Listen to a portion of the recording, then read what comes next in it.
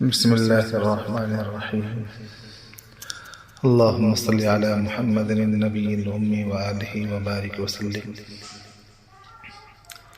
قال النبي صلى الله عليه وسلم: اللهم آت نفسي تقواها وزكها أنت خير من زكاها. آج کی گفتگو کا موضوع ہے خدمت سے نفس مردہ ہو جاتا ہے۔ حدیث پاک کا ترجمہ یہ ہے: یا اللہ میرے نفس کو تقوی عطا فرما اور اسے گناہوں سے پاک و صاف کر دے۔ آپ سب سے اچھا صاف کرنے والے ہیں، آپ سے بہتر کوئی نہیں صاف کر سکتا۔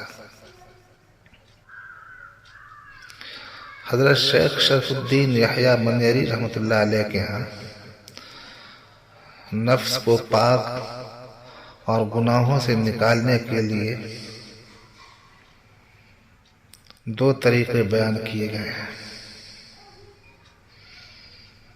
وہ کہتے ہیں کہ تزکیہ کا ایک راستہ خدمت ہے اور دوسرا راستہ ناجائز خواہشات پر پہرہ لگانا ہے۔ نفس خدمت سے اس طرح مردہ اور قابو میں آئے گا۔ فرماتے ہیں، حضرت کا کلام فارسی میں ہے جس کا ترجمہ یہ ہے۔ حضرت فرماتے ہیں سالک کے لیے ایک اونچا کام خدمت ہے۔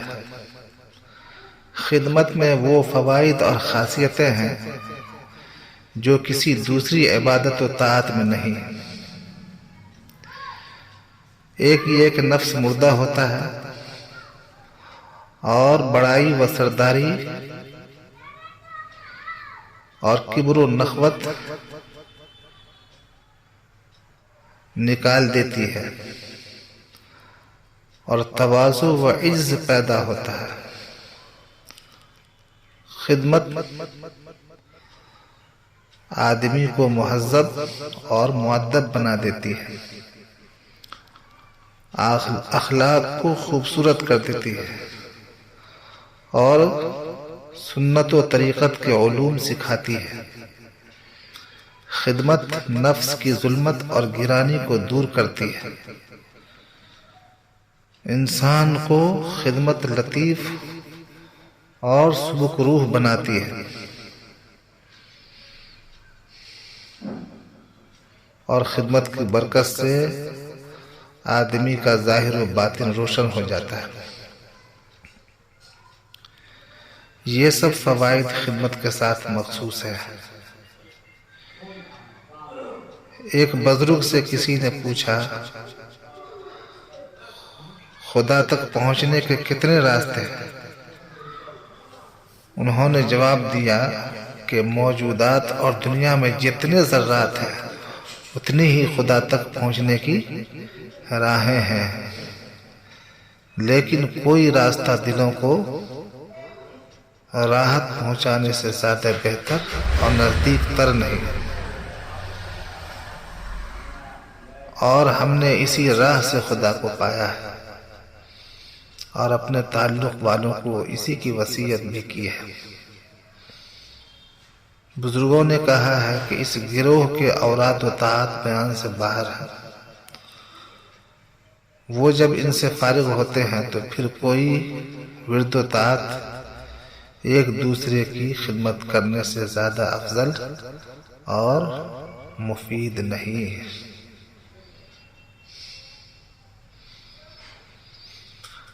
حضور صلی اللہ علیہ وسلم پیغمبر وقت ہو کر کے بھی آپ کی زندگی کے اندر اپنے اہل خانہ کی خدمت اور صحابہ جس معاشرے میں رہتے تھے اس معاشرے کے افراد کی خدمت آپ صلی اللہ علیہ وسلم کی عادت شریفہ تھی۔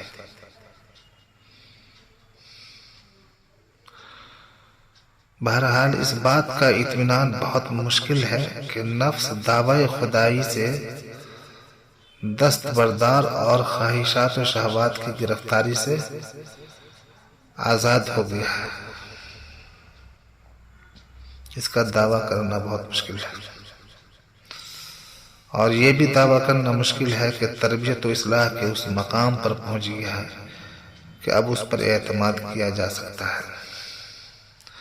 حضرت شیخ شریف الدین رحمۃ اللہ علیہ کے نزدیک اس کی علامت یہ ہے کہ وہ اپنی خواہش سے قدم نہ اٹھائے، شریعت کے حکم پر چلے اور احکام شریعت میں رخصت و تعویل سے کام نہ لے۔ اگر نفس پر کسی خاص نفسانی خواہش اور طبیعت کا غلبہ ہے تو حقیقتاً وہ اس جانور کے مشابہ ہے جو اس خواہش کا سب سے بڑا نمائندہ اور مظہر ہے۔ آگے فرماتے ہیں حضرت، میرے بھائی، آدمی کا نفس مکار دھوکہ دینے والا ہے، وہ ہمیشہ جھوٹے دعوے اور لاف زنی کرتا ہے کہ خواہش نفس میری محکوم ہو گئی۔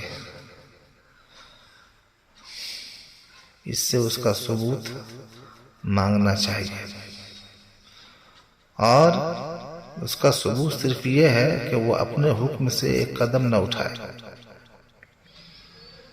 زندگی شریعت کے حکم سے گزارے، وہ شریعت کے حکم سے چلے۔ اگر ہمیشہ وہ شریعت کی اطاعت میں سرگرمی دکھاتا ہے تو صحیح کہہ رہا ہے۔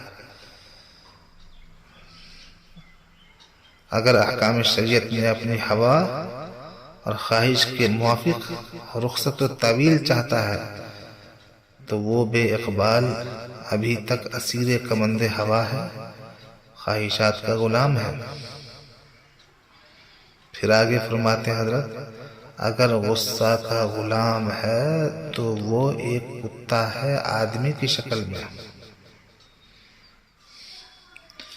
اگر پیٹ کا غلام ہے تو ایک جانور ہے، اور اگر وہ فاسد خواہشات نفس کا اسیر ہے تو وہ ایک سور خنزیر ہے، اور اگر وہ لباس و زینت کا غلام ہے تو وہ عورت ہے مرد کی صورت میں۔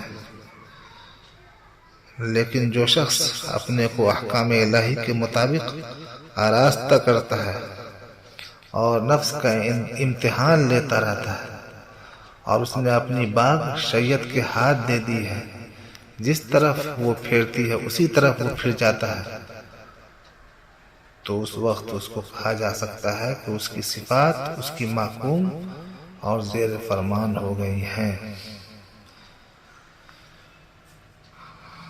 بس جن لوگوں کو اللہ نے بصیرت دی تھی اور جو حقائق پر نظر رکھتے تھے، وہ آخری سانس تک اپنے نفس کو تقویٰ اور خوف الہی کی لگام دیے رہے۔ یہ حضرت کا فارسی ملفوظ ہے، کتنا جامع کلام۔